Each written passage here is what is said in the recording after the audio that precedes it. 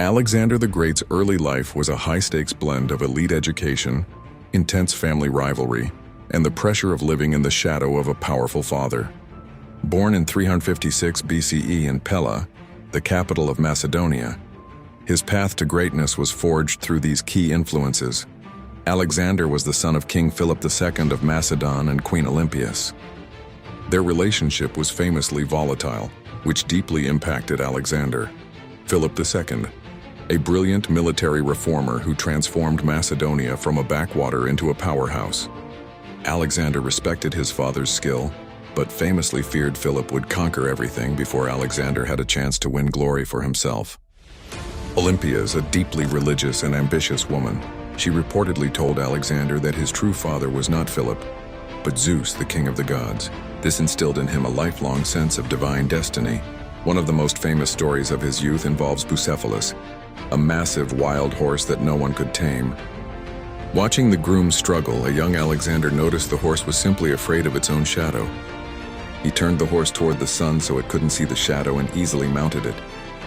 King Philip supposedly wept with pride, saying, "My boy, you must find a kingdom big enough for your ambitions. Macedonia is too small for you." At age 13, Philip hired the philosopher Aristotle to be Alexander's private tutor. For 3 years in a remote temple called the Nymphaeum at Mieza, Alexander studied philosophy and ethics, developing a complex worldview, medicine and science. He often carried a passion for botany and zoology on his later campaigns. Homer's Iliad, this was his favorite book.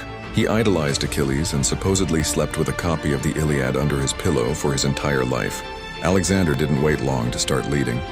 His internship in power started early, regent at 16. While Philip was away besieging Byzantium, he left Alexander in charge of Macedonia. During this time, Alexander suppressed a revolt by a Thracian tribe, the Maedi, and even founded his first city, Alexandropolis. The Battle of Chaeronea, 338 BCE. At age 18, he commanded the left wing of Philip's army against the Greeks. He led the decisive cavalry charge that broke the sacred band of Thebes, proving he was a tactical genius on par with his father. His early life ended in blood and chaos.